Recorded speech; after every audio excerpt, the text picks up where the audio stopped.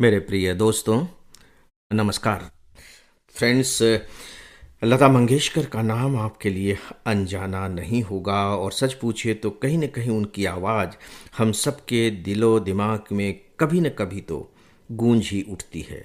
लता मंगेशकर, जिन्हें स्वर साम्राज्ञी कहा गया, जिनके बारे में ये माना गया कि उनके कंठ में माँ सरस्वती हमेशा विराजमान रहती हैं।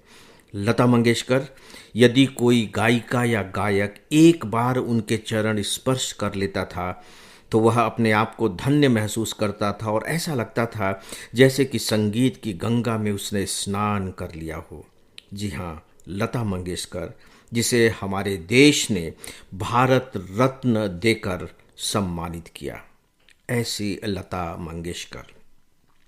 अब एक मेरा छोटा सा प्रश्न है कि यदि आपसे कोई यह प्रश्न करे, यूं कह लीजिए कि मैं ही ये प्रश्न कर रहा हूं कि क्या आप लता मंगेशकर बनना चाहेंगे अगले जन्म में? भले आप पुरुष ही क्यों न हो, लेकिन अगले जन्म की बात है। अगले जन्म में तो हम कुछ भी बन सकते हैं। क्या आप अगले जन्म में लता मंगेशकर बनना चाहेंगे या लता मंगेशकर बनना चाहेंगे? तो मुझे नहीं मालूम कि आपका उत्तर क्या होगा, लेकिन यदि आप मुझसे मेरा उत्तर पूछेंगे तो मैं कहूँगा कि हाँ, मैं लता मंगेशकर के रूप में अगला जन्म लेना चाहूँगा।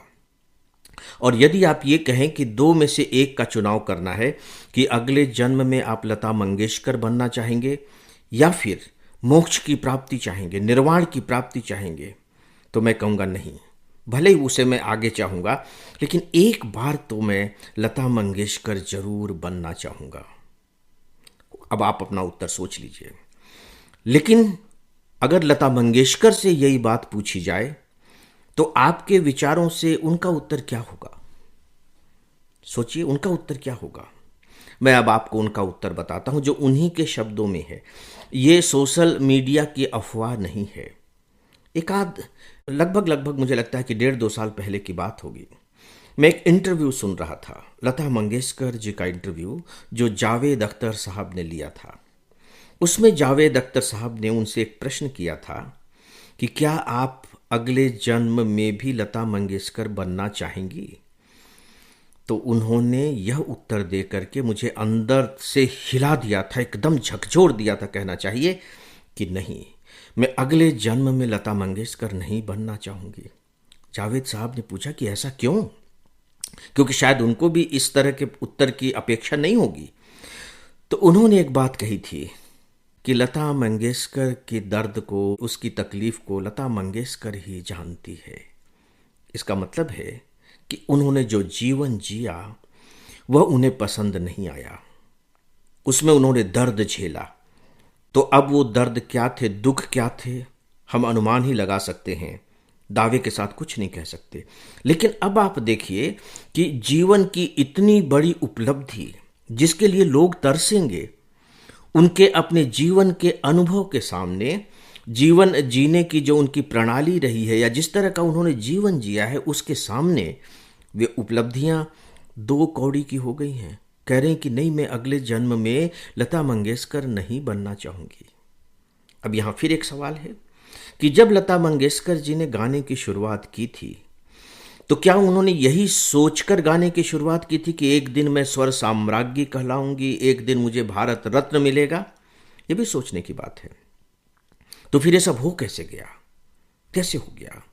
मुझे ऐसा लगता है कि जब हम शुरुआत करते हैं तो हम नहीं जानते कि हम कहाँ पहुंचेंगे। हाँ, एक काम हम जरूर करते रहते हैं, रुकते नहीं हैं, चलते रहते हैं, उसे रोकते नहीं हैं।